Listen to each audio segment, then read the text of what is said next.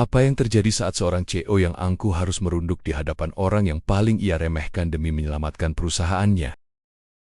Pagi itu, matahari baru saja merangkak naik di balik gedung-gedung pencakar langit kota. Langit biru masih dipenuhi sisa kabut tipis, sementara jalanan sudah ramai oleh klakson mobil, deru motor, dan orang-orang dengan langkah terburu-buru. Di tengah hiruk-pikuk kota besar yang penuh kesibukan itu, berdirilah sebuah gedung megah dengan dinding kaca berkilauan, gedung milik salah satu perusahaan besar yang terkenal karena reputasi dan kekayaannya. Namun, tepat di depan gedung yang menjulang itu, ada sosok sederhana yang setiap hari menjadi saksi bisu lalu lalang manusia.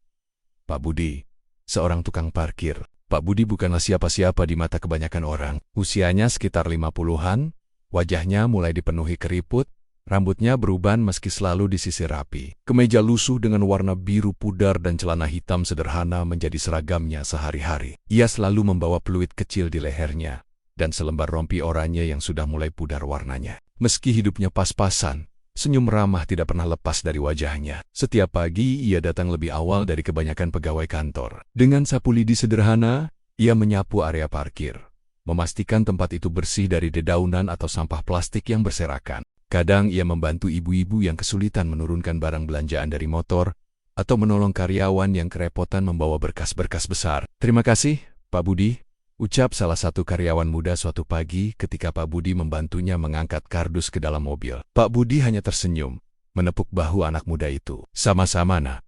Hidup ini lebih ringan kalau kita saling membantu." Di seberang sana, lalu lalang mobil mewah hampir setiap hari singgah. Dari sedan hitam mengilap hingga SUV terbaru dengan kaca gelap, semua terparkir rapi di bawah arahan Pak Budi. Ia tahu, dirinya hanya tukang parkir yang sekadar memberi aba-aba tangan, meniup peluit, dan menerima recehan dari orang-orang yang rela memberi. Tapi, bagi Pak Budi, itu cukup. Ia selalu percaya, rezeki tidak hanya soal uang, melainkan juga soal rasa syukur dan hati yang tenang. Namun dunia di balik gedung kaca megah itu jauh berbeda. Perusahaan besar yang berdiri kokoh, ternyata menyimpan rahasia kelam. Arman, sang pemilik sekaligus CEO, dikenal luas sebagai pria sukses. Usianya masih 40-an, penampilan selalu rapi dengan jas mahal, sepatu mengilap, dan jam tangan seharga sebuah mobil. Ia dihormati oleh banyak kalangan karena kekayaannya. Tapi di balik itu, ia menyimpan tabiat arogan dan memandang rendah orang-orang kecil. Bagi Arman, status sosial adalah segalanya. Ia merasa derajat seseorang diukur dari harta, jabatan, dan penampilan. Ia tidak pernah memberi perhatian pada tukang parkir, pedagang kecil, apalagi pengemis yang kadang melintas di depan gedungnya. Baginya, orang-orang seperti itu hanyalah pengganggu pemandangan yang membuat citra perusahaannya tampak kumuh. Pagi itu, suasana di perusahaan tampak normal. Karyawan bergegas masuk gedung dengan wajah lelah, namun penuh tanggung jawab. Beberapa masih sempat menyapa Pak Budi dengan ramah. Sebagian besar hanya melewati tanpa menoleh. Di kejauhan, mobil mewah Arman memasuki area parkir dengan kecepatan yang sedikit berlebihan. Pak Budi, seperti biasa, segera meniup peluit dan memberi aba-aba agar mobil itu bisa masuk dengan aman. Namun, tidak banyak yang tahu bahwa di balik mobil mewah dan senyum angkuhnya, Arman sebenarnya sedang dilanda keresahan. Perusahaan yang selama ini ia banggakan sedang menghadapi krisis keuangan serius. Beberapa proyek besar gagal, investor mulai meragukan kinerjanya, dan laporan keuangan menunjukkan angka yang tidak baik. Tetapi, Arman pandai menyembunyikan masalah itu dari mata publik. Ia tetap tampil gagah, seolah tidak ada yang salah. Pak Budi tentu tidak tahu soal itu. Baginya, yang ia lihat hanya seorang bos besar, yang setiap hari lewat dengan mobil berkilau. Kadang ia hanya mengangguk sopan ketika mobil itu melintas, meski tidak pernah dibalas dengan senyum. Pak Budi tidak ambil pusing. Ia tetap menjalani rutinitasnya dengan sabar. Hari-hari berjalan dengan ritme yang sama. Pagi dengan sapu lidi dan peluit, siang dengan panas terik dan suara bising kendaraan, sore dengan sisa tenaga yang ia habiskan untuk mengatur parkiran. Malamnya, ia pulang ke rumah sederhana di gang kecil, tempat istrinya menunggu dengan sepiring nasi hangat. Hidup mereka sederhana, tapi penuh rasa syukur. "Budi, capek ya hari ini?" tanya istrinya, Siti, sambil menuangkan teh hangat. "Namanya juga kerja, Bu. Yang penting halal, Tuhan pasti lihat usaha kita," jawab Pak Budi sambil tersenyum. Sementara itu, di balik dinding kaca gedung tinggi, Arman sibuk dengan rapat-rapat. Nada suaranya keras, matanya penuh tekanan, namun ia tidak pernah mau menunjukkan kelemahan di depan bawahannya. Bahkan, ketika seorang staf muda salah mempresentasikan data, Arman langsung membentaknya tanpa ampun. Suasana kantor terasa menegangkan, penuh rasa takut, bukan hormat. Kontras itulah yang memperlihatkan dua dunia yang berbeda. Di luar gedung, ada sosok sederhana bernama Pak Budi yang penuh ketulusan. Di dalam gedung, ada sosok bernama Arman yang penuh kesombongan. Dua orang dengan jalan hidup yang berbeda, namun takdir perlahan menyiapkan pertemuan yang akan mengguncang keduanya. Hari itu masih terasa biasa. Pak Budi mengatur parkir sambil menyapa setiap orang dengan senyum hangat, tak pernah lelah memberi semangat kecil kepada siapapun yang ditemuinya. Ia tidak pernah tahu, senyum dan kebaikan kecilnya akan menjadi kunci perubahan besar suatu hari nanti. Arman pun tidak pernah menyangka, tukang parkir sederhana yang selama ini ia pandang rendah, kelak akan menjadi sosok penting yang menyelamatkan perusahaan dan bahkan harga dirinya. Hari itu, cuaca kota terasa terik. Matahari menyorot tajam, membuat jalanan panas beruap. Mobil-mobil mewah berderet di depan gedung kaca milik perusahaan Arman. Seperti biasa, Pak Budi berdiri dengan rompi oranyenya. Peluit tergantung di leher, dan wajah yang tetap ramah meski keringat membasahi pelipisnya. Ia mengatur lalu lintas kecil di depan gedung itu dengan sabar. Pelan-pelan, Pak. Ya, ke kanan sedikit. Nah, pas, ucapnya sambil memberi aba-aba kepada seorang sopir mobil. Sopir itu mengangguk, memberikan uang parkir dan Pak Budi mengucapkan terima kasih dengan senyum tulus. Di saat bersamaan, sebuah sedan hitam mengilap meluncur cepat ke halaman parkir. Semua karyawan yang kebetulan ada di sekitar tahu betul mobil itu. Mobil milik Arman, sang bos besar. Beberapa buru-buru menendak. Sebagian lagi pura-pura sibuk dengan ponselnya. Suasana seakan berubah lebih tegang setiap kali mobil itu datang. Pak Budi, seperti biasa, berusaha menjalankan tugasnya. Ia meniup peluit dan melambaikan tangan untuk memberi arahan agar mobil Arman bisa masuk dengan aman. Namun, bukannya mendapat anggukan atau terima kasih, Arman justru menurunkan kaca mobilnya dengan wajah masam. "Hei," serunya dengan nada tinggi. "Sudah berapa kali saya bilang, jangan berdiri di depan gedung saya." Pak Budi terdiam, sedikit terkejut, lalu berusaha menjawab sopan. "Maaf Pak, saya hanya membantu mengatur kendaraan supaya tidak macet. Biar rapi parkirnya." Arman keluar dari mobilnya dengan langkah cepat. Jas hitamnya berkilau, sepatu kulitnya mengilap, dan tatapan matanya penuh amarah. Beberapa karyawan yang baru saja tiba berhenti sejenak, memperhatikan dari jauh. "Rapi? Kamu pikir gedung semegah ini pantas dijaga oleh orang sepertimu?" Arman menunjuk Pak Budi dari atas ke bawah dengan tatapan merendahkan. "Penampilanmu saja sudah membuat malu. Perusahaan saya bukan tempat untuk tukang parkir kampungan." Suasana mendadak hening. Karyawan-karyawan yang berdiri di sekitar saling pandang. Ada yang jelas-jelas merasa tidak enak hati, namun tidak ada yang berani bersuara. Nama Arman terlalu besar, dan kuasanya di perusahaan tidak bisa diganggu-gugat. Pak Budi mencoba tetap tenang. Ia menggenggam peluit di lehernya, menundukkan kepala sedikit. "Saya hanya mencari nafkah, Pak. Tidak ada maksud buruk." Namun Arman tidak berhenti. Ia melangkah lebih dekat, suaranya meninggi hingga bisa terdengar oleh semua orang yang berada di lobi gedung. "Kalau mau cari nafkah, cari tempat lain. Jangan di depan perusahaan saya." Orang-orang penting datang ke sini setiap hari. Dan apa yang mereka lihat pertama kali, seorang tukang parkir lusuh berdiri di depan. Itu merusak citra saya. Beberapa karyawan mulai berbisik-bisik. Ada yang menggelengkan kepala pelan, merasa kasihan pada Pak Budi. Namun, ada juga yang justru ikut tersenyum sinis, seolah menganggap kata-kata Arman benar adanya. Pak Budi menarik napas panjang, hatinya perih, dadanya sesak. Kata-kata kasar itu menusuk harga dirinya, tapi ia memilih untuk tidak melawan. Baginya, membalas hanya akan memperkeruh keadaan. "Baik Pak, kalau memang begitu saya akan pergi," ucapnya lirih namun tetap sopan. Arman mendengus, melambaikan tangannya seakan mengusir lalat. "Ya sudah, cepat pergi. Jangan bikin tempat ini kelihatan seperti pasar murahan." Pak Budi hanya tersenyum getir, senyum yang sebenarnya lebih mirip luka yang disembunyikan. Ia mengambil rompi oranye yang sempat ia lepas, melipatnya perlahan, lalu berjalan menjauh dari area parkiran. Langkahnya gontai, tapi kepalanya tetap tegak. Di belakangnya beberapa karyawan mengikuti dengan tatapan beragam. Ada satu staf muda yang berbisik pada temannya. "Kasihan." "Ya, padahal Pak Budi selalu bantu kita." Temannya hanya mengangkat bahu, takut berkomentar lebih jauh. Seorang ibu karyawan paruh baya bahkan sempat meneteskan air mata kecil. "Pak Budi itu orang baik. Kenapa diperlakukan seperti itu?" gumamnya. Tapi sekali lagi, tak ada satupun yang berani melawan kata-kata Arman.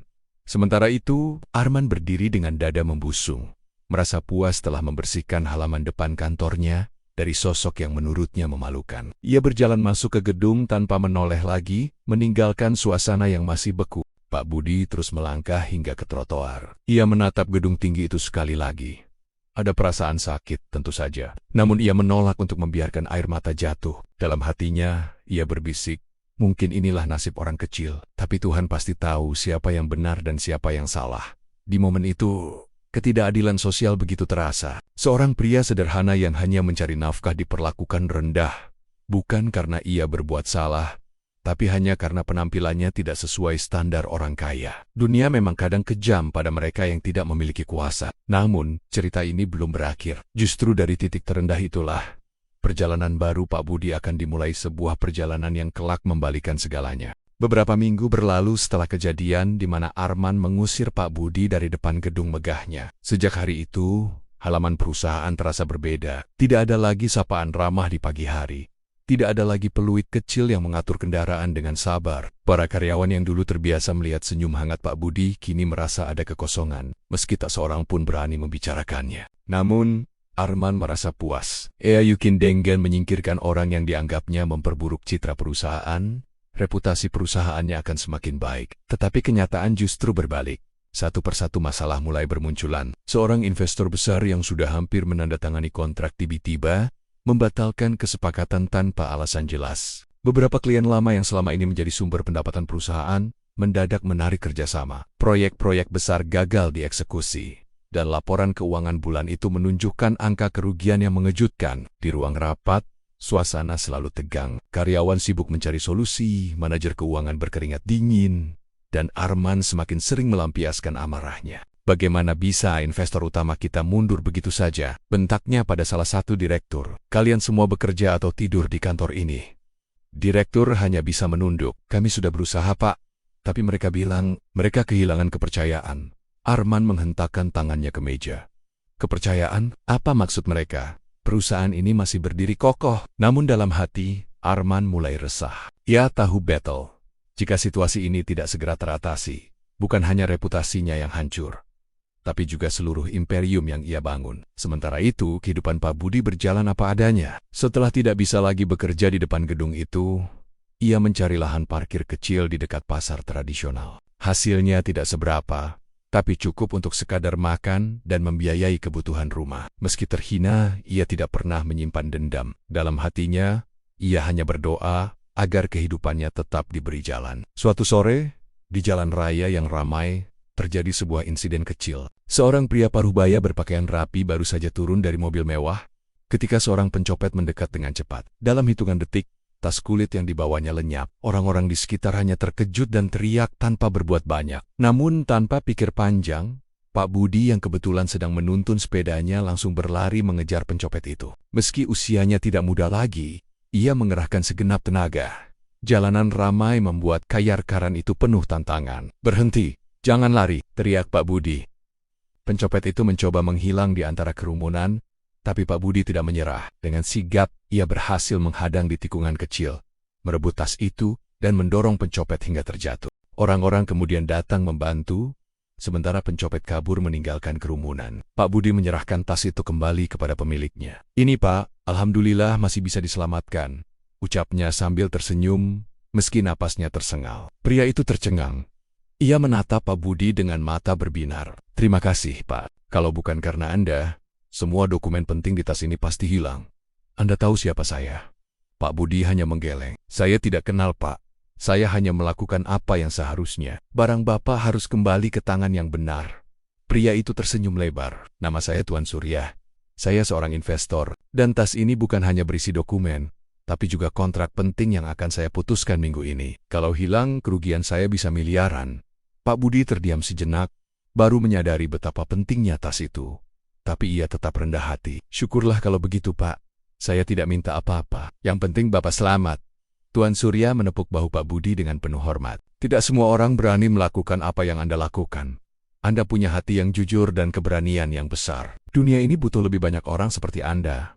Hari itu menjadi titik balik. Tuan Surya mulai sering mencari Pak Budi untuk sekadar berbicara. Ia kagum dengan kesederhanaan dan kebijaksanaan yang keluar dari mulut pria tua itu. Baginya, Pak Budi bukan sekadar tukang parkir, melainkan sosok dengan nilai kemanusiaan tinggi. Tak lama kemudian, kabar tentang rencana Tuan Surya berinvestasi di perusahaan Arman kembali terdengar. Hanya kali ini ia menyebutkan satu syarat.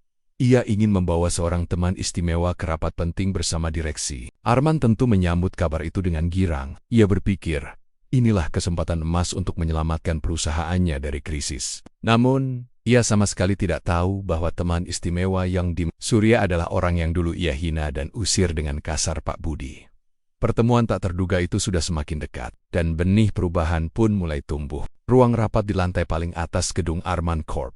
Hari itu dipenuhi ketegangan. Dinding kaca besar memperlihatkan pemandangan kota metropolitan yang sibuk, dengan lalu lintas padat dan deretan gedung pencakar langit yang berkilau. Meja panjang dari kayu mahoni berkilat, dikelilingi oleh kursi-kursi kulit hitam yang mewah, dipenuhi oleh jajaran direksi, manajer, serta staf penting perusahaan. Arman duduk di ujung meja, mengenakan jas mahal berwarna biru tua, wajahnya dibuat setegar mungkin. Dalam hatinya, ia gelisah. Selama berbulan-bulan terakhir, masalah keuangan perusahaan semakin pelik. Investor yang diharapkan menjadi penyelamat justru menunda keputusan. Hari ini, pertemuan itu akan menjadi penentu. Apakah perusahaannya akan selamat atau jatuh bersama reputasi yang selama ini ia bangun dengan kesombongan? Pintu besar ruang rapat terbuka. Seorang pria paruh baya dengan pakaian rapi, sikap percaya diri, dan senyum hangat melangkah masuk. Dialah Tuan Surya, investor penting yang selama ini ditunggu-tunggu. Semua mata tertuju padanya. Ia membawa sebuah map hitam, simbol keputusan yang akan menentukan nasib Arman Corp. Arman segera berdiri, berusaha menyambut ramah. "Selamat datang Pak Surya, senang sekali akhirnya kita bisa bertemu langsung," ucap Arman dengan suara yang dibuat berwibawa. Namun Tuan Surya hanya tersenyum tipis. "Saya juga senang bisa hadir di sini. Dan hari ini, saya tidak datang sendirian. Saya membawa seorang sahabat yang ingin saya kenalkan kepada Anda semua." Bisik-bisik kecil terdengar di antara jajaran direksi. Semua penasaran, siapa gerangan orang yang dimaksud. Pintu kembali terbuka, dan sosok sederhana dengan kemeja lusuh, celana panjang yang sudah agak pudar warnanya, serta wajah penuh ketulusan masuk ke dalam ruangan. Hening seketika. Beberapa karyawan menahan napas, sebagian lain terbelalak tidak percaya. Arman sendiri membeku di tempatnya. Darahnya serasa berhenti mengalir. Orang itu adalah Pak Budi, tukang parkir yang beberapa minggu lalu ia usir dengan kasar di depan banyak orang. "Kenalkan, ini Pak Budi," kata Tuan Surya, sambil menepuk bahu Pak Budi dengan penuh hormat. "Beberapa waktu lalu, beliau menolong saya ketika saya hampir menjadi korban pencopetan di jalan. Beliau tidak hanya berani menghadapi pencopet itu, tapi juga menenangkan saya dengan sikap yang tulus. Dari situ saya tahu, beliau adalah orang dengan hati besar dan integritas tinggi." Bisikan semakin riuh di dalam ruangan. Ada yang terkejut, ada yang malu, ada juga yang menundukkan wajah karena teringat bagaimana mereka dulu juga meremehkan Pak Budi. Sementara itu Arman merasa seluruh dunia menertawainya. Ia, seorang CEO yang selalu sombong dengan kekayaannya, kini dipertemukan kembali dengan seorang tukang parkir yang pernah ia hina habis-habisan. Pak Budi menatap sekilas ke arah Arman. Tatapan itu bukan tatapan dendam, melainkan tatapan tenang seorang yang sudah terbiasa menerima hinaan hidup, namun tetap berdiri dengan martabat. Tuan Surya kemudian melanjutkan, "Saya memutuskan untuk berinvestasi di perusahaan ini, tapi dengan satu syarat, perusahaan ini harus belajar menghargai semua orang, tanpa memandang pekerjaan atau penampilan." Dan itu dimulai dari sebuah permintaan maaf kepada Pak Budi. Ruangan kembali senyap. Semua orang menoleh ke arah Arman, menunggu reaksinya. Arman merasa dadanya sesak. Permintaan maaf di hadapan semua direksi kepada seorang tukang parkir yang pernah ia usir, harga dirinya sebagai bos besar seperti dihantam palu godam. Namun, ia tahu ia tidak punya pilihan. Tanpa investasi dari Tuan Surya, perusahaannya akan runtuh. Semua karyawan akan kehilangan pekerjaan, dan namanya akan hancur di dunia bisnis. Dengan wajah memerah, Arman menundukkan kepala. Kata-kata itu seakan tersangkut di tenggorokannya, tapi akhirnya keluar juga.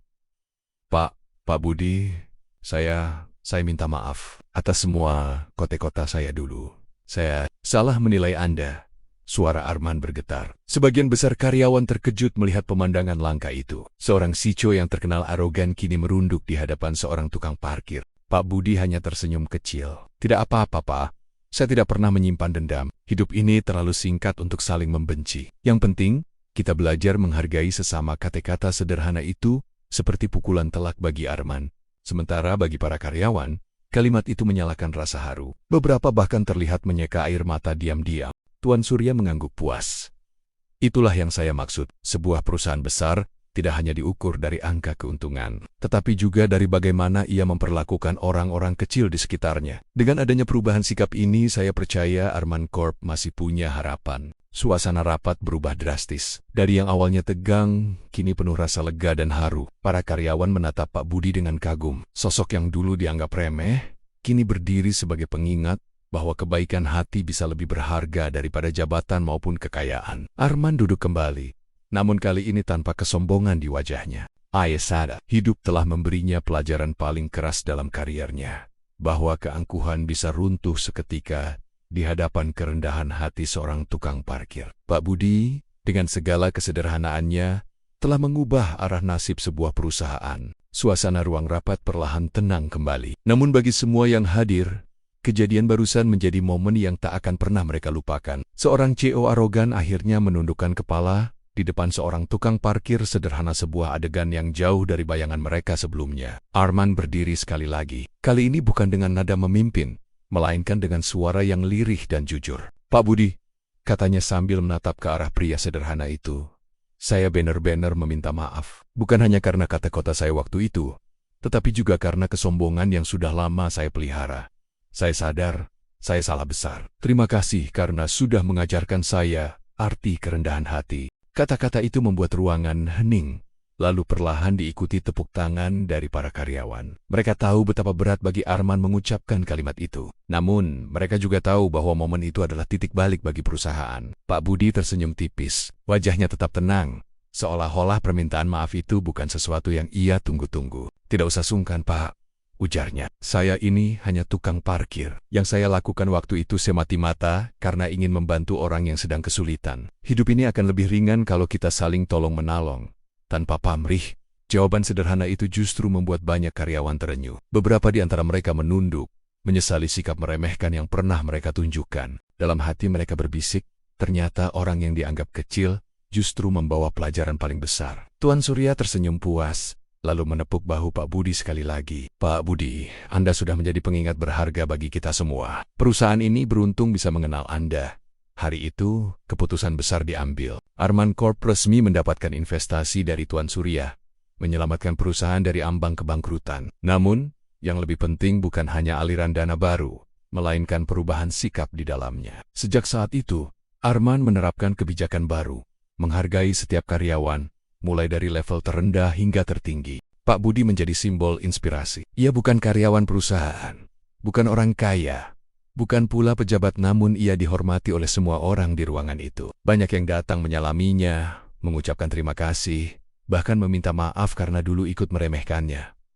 Namun, Pak Budi tetap rendah hati. Ia menolak segala bentuk penghormatan berlebihan. "Saya hanya ingin hidup sederhana," katanya. "Kalau saya bisa menolong, ya saya menolong, itu saja. Tidak perlu dianggap lebih dari itu." Ucapan itu membuat suasana semakin haru. Arman menunduk. Kali ini bukan karena terpaksa, melainkan karena benar-benar menyesal. Ia sadar bahwa segala kesombongan yang dulu ia banggakan, kini runtuh di hadapan seorang tukang parkir yang berhati besar. Karyawan yang hadir di ruang rapat itu membawa pulang pelajaran berharga. Jangan pernah meremehkan orang lain hanya dari penampilan luar, karena bisa jadi orang yang kita anggap kecil justru adalah penolong terbesar ketika kita berada di titik terendah. Hari itu berakhir dengan senyum hangat dari Pak Budi. Ia kembali ke kehidupannya yang sederhana, menjaga parkiran di depan gedung, menyapa setiap orang dengan ramah seperti biasanya. Tidak ada yang berubah dalam dirinya meski ia baru saja menjadi pahlawan tanpa tanda jasa bagi sebuah perusahaan besar. Dan di balik semua itu, tersisa pesan moral yang kuat. Martabat manusia tidak ditentukan oleh pakaian, jabatan, atau harta, tetapi oleh hati yang tulus, sikap rendah hati, dan keberanian untuk menolong tanpa pamrih. Pak Budi mungkin hanya seorang tukang parkir, tapi kisahnya hari itu akan selalu dikenang sebagai bukti bahwa kebaikan kecil bisa membawa perubahan besar.